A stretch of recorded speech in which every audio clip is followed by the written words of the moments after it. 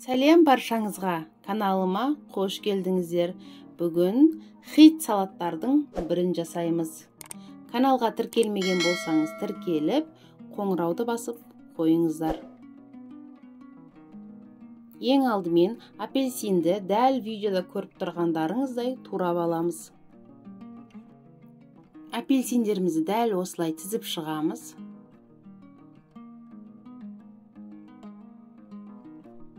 Енді қызылшаны біз алдын ала пісіріп алдық. Және өз қалауыңыз бойынша турайсыздар. Мен осылай әртүрлі формада, немесе 3 бұрыш, 4 бұрыш формасында турасаңыздар да болады. Енді ол өз қалауларыңызға байланысты. Міне осылай бір апельсин, бір қызылшадан қойып шығамыз. Ортасына қызылшаны қойып жатырмын. Руккола көтеріліп, әдемі болып, биік болып тұру үшін. Соус.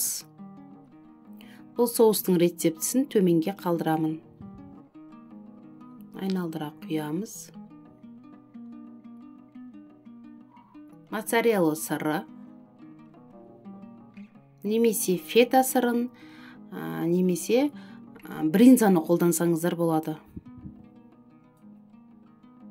Міне осылай әдемілеп қойып шығамыз. Бұл салат өте әдемі, ерекшелігімен қоса, әрі жеңіл, жасалуы да оңай және иммунитетті көтеретін пайдалы салаттардың бірі. Құрамында руккола бар. Рукколаның өзі қаншалықты пайдалы екенін жақсы білесіздер. Және қызылша бар, апельсин бар.